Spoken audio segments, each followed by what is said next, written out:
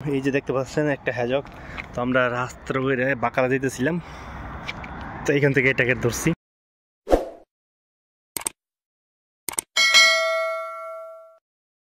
তো hello guys, আসসালামু আলাইকুম। এই যে দেখতে পাচ্ছেন একটা হ্যাজক। তো আমরা রাস্তার উপরে বাঁকারা যেতেছিলাম, তো এখান থেকে এটাকে ধরছি।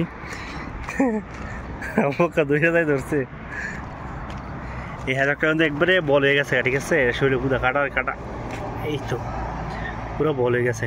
মানে সৌদি আরবে না এগুলো প্রচুর দেখা মিলে। এই দেখেন, দেখেন মুখটা এভাবে খুলতে চাইতেছে না।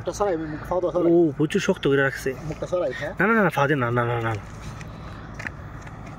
দেখছেন?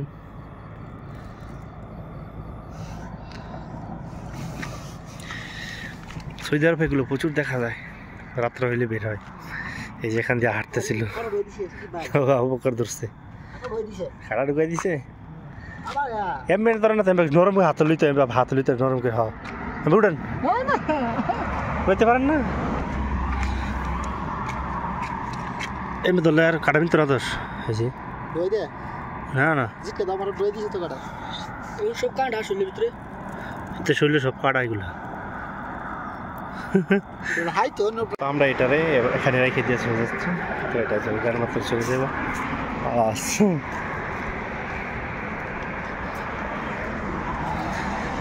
আমরা যাচ্ছি সে বাকালায়। তো রাত্রবেলা হঠাৎ করে এটা দেখছি, এটা এখান দিয়ে হয়তো যাওয়ার কোনো জায়গা পেতেছিল না, যার কারণে এই পানিটা দেখছি। আমরা হঠাৎ করে যাচ্ছিলাম বাকালার মধ্যে, তার যার কারণে এই কুনফোসটা দেখছি। এটা আরবিতে বলে কুনফোস আর বাংলায় বলে হ্যাজক।